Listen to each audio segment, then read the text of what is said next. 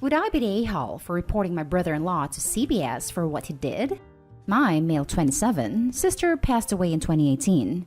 She left behind my 10-year-old nephew, and me and my nephew used to be very close. But because of the tension between me and my brother-in-law, his dad, we don't get along for several reasons. But I'm not going to get into that right now. My brother-in-law used to be a member of a club in his hometown. He has lots of tattoos. His whole left arm is covered in tattoos, as well as his neck and fingers. Last week, while he was visiting my parents' house, I was there, and I spent some time with my nephew. My nephew said the upper part of his shoulder has been itching. I checked and saw a spider-shaped tattoo with few letters around it. I was shocked because it looked like a permanent tattoo. There was redness in his skin, and he told me his dad got him a tattoo a few days ago. I went to speak to his dad. He didn't even try to explain, and just responded with, "So what?" when I asked if he really got his son a tattoo. I got into an argument with him telling him that what he did was not acceptable, especially since my nephew said he hated it. I asked who was okay with giving a minor a tattoo. My brother-in-law said that the tattoo artist is a close friend of his, and he agreed to give my nephew a tattoo. I told him this was wrong, and I will be getting CPS involved. He then yelled at me, telling to F off, and that I can't do jack since he's the father and has the authority. My parents told me to back off after he said he won't bring my nephew to visit again if I continue. My dad told me to mind my own business and stop being a jerk to a widower. I got overwhelmed after everyone demanded I apologize for my behavior, and I have not seen any of my family ever since. I've been thinking about this confrontation and my nephew's well-being. I'm worried and seriously considering calling CPS about what brother-in-law did. Now for the top comments. Not a-hole. There's a reason minors aren't allowed tattoos, especially when they've yet to finish growing. I would absolutely call CPS. The pain involved in tattooing, especially against a child's will, is nothing short of abuse. The man is not a fit parent, and being a widow, especially for 3 years, is no excuse for this. Not a hole. Make the call. I am a mandated reporter. If I saw a tattoo on a 10-year-old kid at my school, I would be required to make the call. Every state has a confidentiality policy, meaning they can out you. The family won't get that information and may think a teacher did it. This kid is doubtless going to show his classmates and word spreads. You can't deny it, because they're a-holes. This kid has a tattoo he hates, and it may be infected. Make the call and let the authorities handle it. What happens is up to them in the courts, not you. But someone needs to make that call, and you sound like the only sensible adult in the equation. Good on you for caring for that kid. This kid has a tattoo he hates, and it may be infected. This is my main concern for the moment. No sane tattoo artist would do this to a child. So this means that the one who actually did it to the poor boy is probably someone who isn't strict with the rules either. And it is bothering the child. Infection is a real danger, and there are plenty of other risks as well. So the poor child definitely needs to be seen by a doctor. Report, report, report. It is in the best interest of the child. Not a-hole. Please call CPS. Might wreck your relationship with brother-in-law, but who cares? He sounds like an A. Giving him a tattoo? That's insane. Not a-hole. This is child abuse. Honestly, the brother-in-law sounds like an absolute psycho. This might ruin your relationship with him, but honestly, it is in your nephew's best interest. And brother-in-law doesn't sound like the kind of person you'd want in your life anyway. Is it possible your parents were defending him out of fear? They may be scared of losing their grandson, and also scared of brother-in-law himself. I try not to worry too much about their reaction, and do what you feel is right. Deep down, they probably know that what he did was wrong, and are too scared to admit it in front of him. Now for the next story. Am I the a-hole for calling my parents insensitive after their reaction toward my late brother's wife's pregnancy test? My older brother passed away almost 2 months ago, and the feelings are still very fresh. My sister-in-law, his wife, is staying at my parents' house right now because she still can't set foot in their apartment. I, 29 male, live a few houses down from my parents, so I'm over all the time right now being there with them, so we all have that support. 2 weeks ago, my sister-in-law was getting sick. Throwing up and stuff, but grief makes it hard to eat sometimes. I know, because I've dropped 5 pounds and can't eat much either. But since this only recently started happening to her, my mom became ecstatic out of nowhere and said maybe she's pregnant. This really freaked my sister-in-law out, and she honestly looked terrified. My parents went on talking about how beautiful it would be to have a baby right now, and it's my brother's parting gift. This did not make her happy at all. She bought a pregnancy test that same day, and it was negative. Sister-in-law was relieved, but my parents were not. My mom told her to wait another week, because sometimes it takes a while for the hormones to change or something like that. Again came back negative. My mom is still insisting she's pregnant, and sister-in-law has an appointment tomorrow to confirm, but she's pretty certain she's not. At dinner yesterday, all they would talk about is the baby, and sister-in-law admitted she doesn't want a child right now. This really angered my mom, and she said my sister-in-law was being very cruel for not wanting her child. It started upsetting sister-in-law and looked like she was gonna cry, so I told them to stop it already. She left at the table, and I called them out for being insensitive. I said they don't get she just lost her husband. Do you really think she wants to be a single mom right now on top of what she's going through? And why would they want this pregnancy when that'll mean their grandkid will grow up without their father? I was pretty red in the face telling them this because it really got to me. All week, I've told them to leave her alone about this because it's obviously been too much for sister-in-law and they just wouldn't stop. Even when she tells them she doesn't want to talk about it. This made my mom emotional too and told me I don't understand because I'm not a parent. Then my dad got mad at me for reacting that way when they just want to be happy about the possibility of having a grandchild. But to me, it's been pointed out to them that sister-in-law isn't happy about this, so I push it and make her uncomfortable. My parents are still mad at me. Dad just think I was an a-hole for calling them insensitive and making it seem like they were doing something wrong. Sister-in-law is still a mess and anxious about her appointment. She doesn't believe she's pregnant, but says she doesn't know what she'll do if it somehow turns out she is. Anyways, I'd like to know if what I said made me an a-hole. It really pissed me off is all. Not an a-hole at all. Thank you for standing up for your sister-in-law. Your mother is understandably grieving the loss of her child right now, and has latched onto the idea that his widow could be carrying his child. Honestly, I hope for everyone's sake she isn't, because this isn't healthy. I guarantee that your mother is already thinking of this child as the reincarnation of your brother, and it will be insufferable. Your mother needs therapy. Your father is also an a-hole for completely ignoring that your sister-in-law lost her husband in his own grief for his son. Can your sister-in-law stay with you? It'd probably be better for her. I hope so too. She already told me she doesn't know if she could actually make it through a pregnancy. And I get that. But it would cause an even bigger drama with my parents, so here's hoping she isn't. We're talking about that. I told her if she's not comfortable there, she can come here. She just feels guilty about leaving since they took her in. For your information, if she's feeling sick but got 2 negative tests, she's 99% not pregnant. Typically, you don't start feeling nauseated until you're about 6 weeks pregnant or later, and that's more than enough time to get a positive test. Pregnancy symptoms typically don't appear till, well, after you've missed your period or gotten a positive test, so I'm pretty sure she's in the clear. Not a a-hole. I've actually been in this situation. My husband died 6 years ago. When he died, his mother kept asking if I could be pregnant and saying how she would love to have something of my husband still left behind.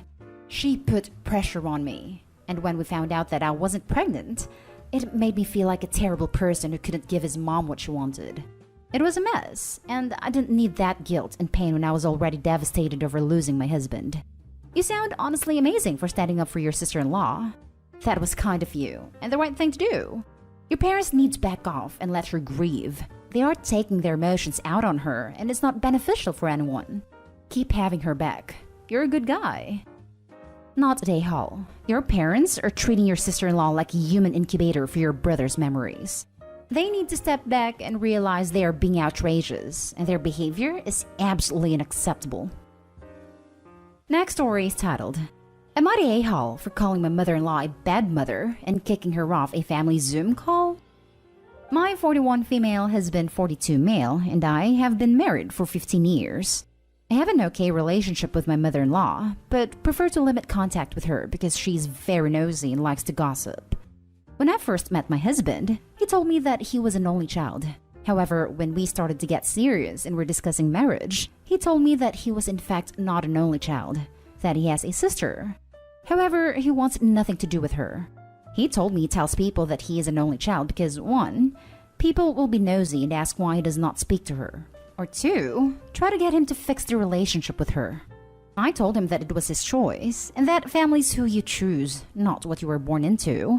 He went on to explain that his sister has a history with addiction. She is a habitual liar, and would lie on purpose so that he would get into trouble and not her, and that she would steal from him. He said that when he moved out at 18, the last conversation that he had with his sister was him telling her that he wanted nothing to do with her, and that he is an only child. My mother-in-law has been trying to force a relationship between them ever since, much to the detriment of her own relationship with her son. Saturday was my husband's birthday, so I organized a family Zoom call 2 weeks ago so that everyone could sing happy birthday and open presents with him. The week prior, my mother-in-law sent me a message over Facebook that she wanted to surprise my husband with his sister. She said she felt like it was time for the two of them to bury the hatchet. I told her that this is not a good idea, that my husband wants nothing to do with her, and that I would not open lines of communication between the two of them without discussing it with him first. She asked me if I could give sister-in-law my contact information, and I told her no. Well, she did anyway, and my sister-in-law started texting and calling me on my phone. Since she is not a Facebook friend, she cannot contact me online. I told my husband about it, and he was beyond pissed off. He told mother-in-law to stop trying to force him to have a relationship with his sister, and if she cannot respect this, he will stop speaking to her as well. We thought all was fine, until Saturday. Right as we were getting ready to sing happy birthday, mother-in-law tells my husband she has a surprise, and sister-in-law sits down next to her and starts crying and sobbing about how she misses her brother. My husband was so angry that he walked away. I told my mother-in-law she was a horrible mother, and have since blocked her on Facebook and on my phone. Now, I'm getting Facebook messages and phone calls from other relatives, including my own family, about how rude I was and how I should apologize to mother-in-law for how I behaved. My own mother says that mother-in-law was only trying to help, and that I need to unblock her and beg forgiveness. Am I the a-hole for calling my mother-in-law a horrible mother? Now for the top comments. Not the a-hole. She did something she knew would upset him, and on his birthday. Your husband is an adult and has made his wishes clear, and I'm sure he's happy that you have his back. I agree, not the a-hole. I think a lot of people struggle imagining situations in which they'd cut family off because of their own good relationships, but it does not mean supposed well-intentioned meddling is done for the husband's benefit. Your family should not be interfering or apply pressure on a situation they are hearing about third hand. Good luck. Exactly. My first loyalty is to my husband. He has explained why he feels this way, and his so-called mother has done nothing but refuse to respect his boundaries. If you think such blatant disrespect is acceptable behavior, then I have misjudged you, and I think it's best we do not communicate further while I reevaluate our relationship. Not a-hole. Your husband made it clear that he does not want a relationship with his sister, and that needs to be respected. Your mother-in-law is horrible because her son has repeatedly told her he doesn't want a relationship with his sister. And instead of supporting his decision, she keeps finding ways to force one. You have nothing to apologize for. Keep her blocked and everything, and anyone who insists on demanding you apologize can join her on a blocked list. Now for the last story.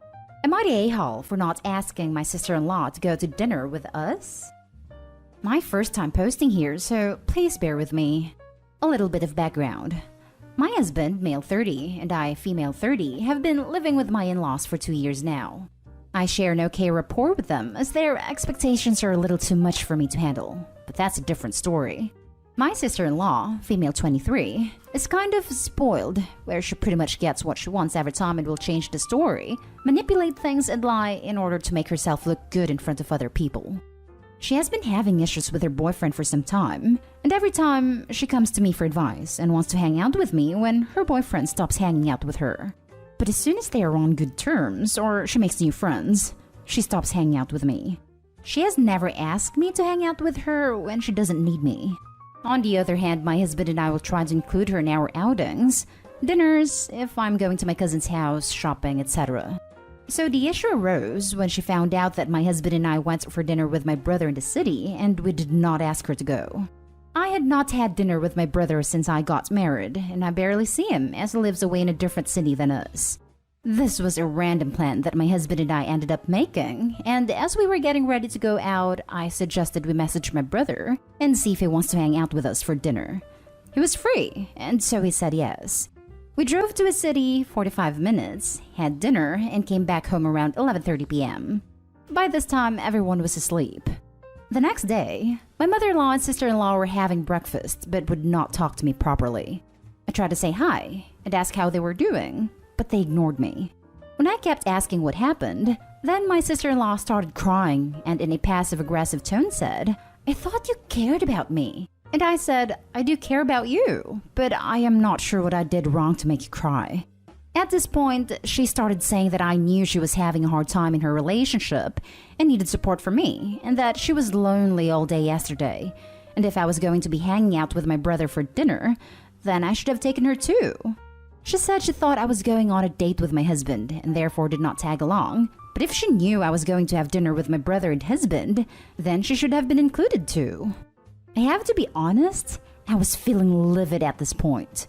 Her sense of entitlement was making me fume, and I couldn't hold it in any longer, and told her that I get to decide who I have dinner with, and that just because she's having a hard time in her relationship doesn't mean I owe it to her to take her out and make her feel better every single time.